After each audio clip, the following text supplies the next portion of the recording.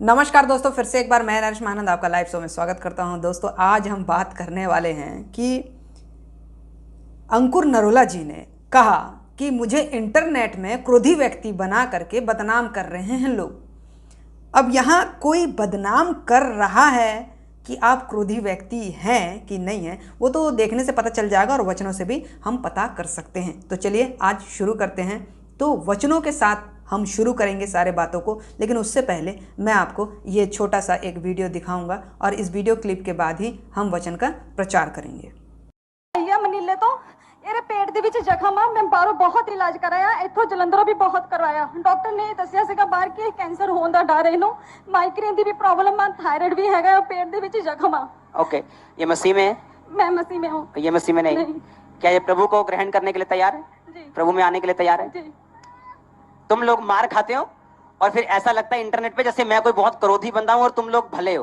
है तुम मूर्ख हो एक नंबर के और मुझे खिजाते हो। माइक उसको देखो, उसको सवाल पूछ रहा हूं तो माइक। ये टाई के जैसे पिन लगाया ना, मेरे जैसे दिमाग में मेरे जैसे रखना। हाँ ओके, अगर आपको प्रभु चंगा करे, आप प्रभु को जीवन दोगे? तो दोस्तों, देखा आपने किस प्रकार से इस वीडियो में वो कह रहे हैं कि तुम लोग, तुम्हारे वजह से ही ये इंटरनेट में मुझे क्रोधी व्यक्ति बोल करके बदनाम कर रहे हैं।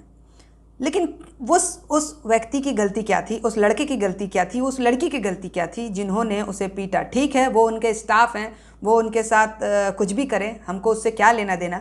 बट एक मसीही प्रचारक और एक मसीही भाई बहन वहाँ इकट्ठे हुए हैं, तो ये मिसबिहेवियर है ना।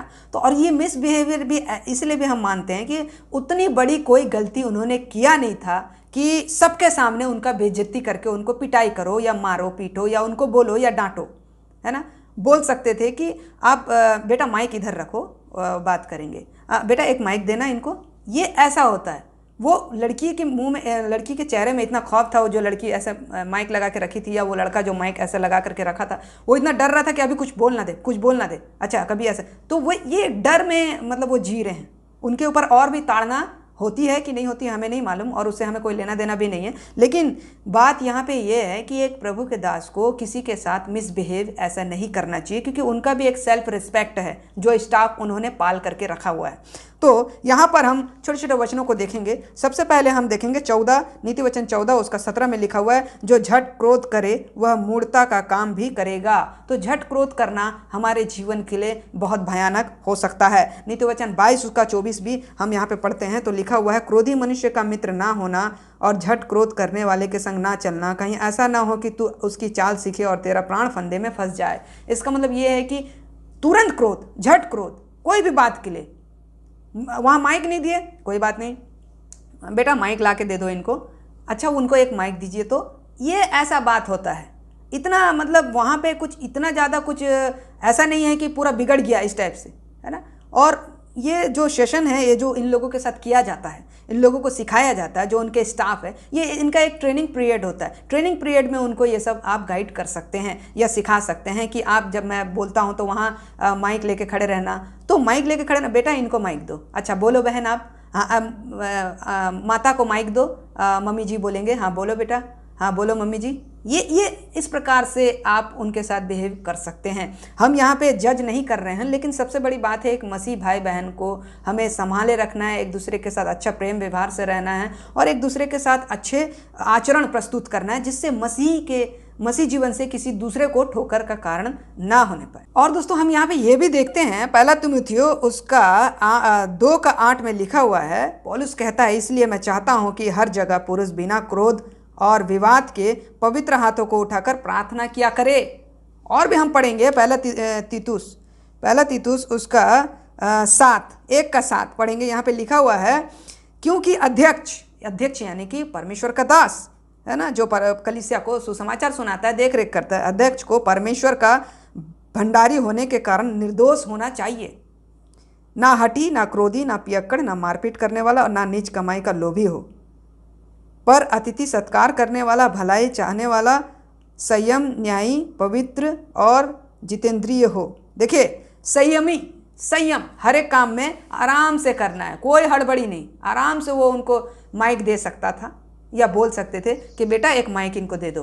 तो कोई भी काम को हड़बड़ी नहीं या गड़बड़ी नहीं या बोलो इस तरीके से नहीं, बेटा माइक दो, हाँ चलिए बताइए क्या बात है, इस तरीके से सारे स्टाफ को। देखिए हमारा एक मसीह जीवन है ना, एक कोरे कागज की तरह है, और अगर उसमें एक कुछ भी मतलब दाग लग गया ना तो वो दाग सबको दिखेगा, क्योंकि हम सुसमाचार सुनाने वाले हैं, हम एक सद्गुण को बताने वाले हैं, लोगों को सुधारने वाले हैं, है ना। और प्रचारक को तो और ज़्यादा स्ट्रिक्ट रहना चाहिए इस मामले में, क्योंकि उसकी जो इज्जत है ना वो कलीसिया के ऊपर निर्भर है। कलीसिया बताता है प्रचारक का नेचर कैसा है, या लोग जो देखते हैं वही बोलते हैं, इसमें कोई बदनाम करने वाली बात नहीं है ना।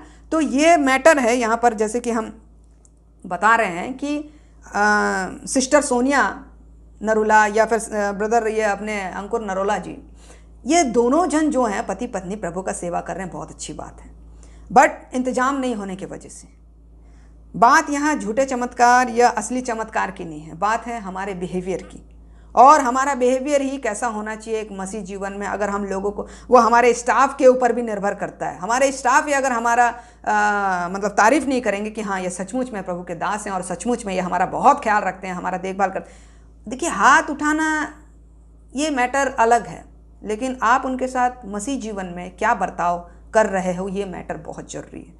तो उनका भी एक सेल्फ रिस्पेक्ट है और आपका भी सेल्फ रिस्पेक्ट है, लेकिन ये दोनों मैटर यहाँ पे ये रहता है कि वचन के अनुसार वो सही है या नहीं है, और ये वचन के अनुसार बिल्कुल गलत है। तो इस पर बोलना किसी को बदनाम या बेइज्जती करना नहीं होता है, बल्कि ये एक प्रकार से लोगों को बताना होता है, और इसके प्रति आपको बहुत ज़्यादा अवेयरनेस होना बहुत ज़रूरी है और अपने आप को बदलना बहुत ज़रूरी है। मनुष्य हैं, ठीक है, क्रोध होते हैं, लेकिन अपने जीवन को क्रोध से बचाना बहुत ज़रूरी है, और सही समय पर क्रोध करें। जिस बात पर हमें क्रोध करना चाहिए उस बात पर क्रोध करें। बेवजह का बेफालतू का क्रोध और मारपीट अच्छा नहीं है। गलत बातों के लिए क्रोध करें, और क्रोध भी हमारा सूर्य अस्त तक खत्म हो जाना चाहिए। ये सारी बातें जो है वचन के अनुसार ही। तो दोस्तों यहाँ सिर्फ अंकुर नरोला ही नहीं, बल्कि बहुत सारे मसीह भाई बहन या प्रचारक हैं जिनको क्रोध आता है। तो क्रोध से बच करके रहें।